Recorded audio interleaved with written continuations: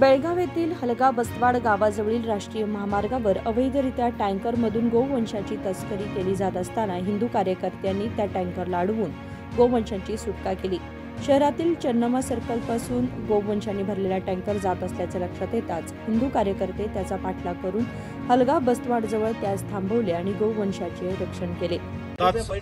चन्नमा circle मध्ये आमचे कार्यकर्ते की इथं एक संशयस एका ऍक्सिडेंट झाल्याबद्दल ते गाडी थांबवले। त्याच्यानंतर आमचे संशयस कार्यकर्ते की ह्या गाडीमध्ये काय असं त्यांना विचारपूस केल्यानंतर की गाडीमध्ये एकूण 18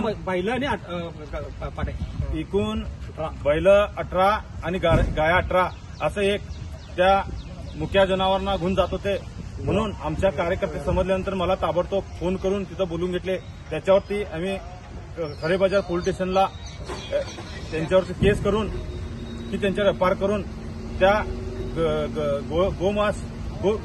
गोवंश मत बैल त्यांना नोंद खमकाटी गोशाळेला सोडण्यात आलं आणि त्यांच्यावर एफआयआर करून त्यांच्यावरती केस करण्यात आलं।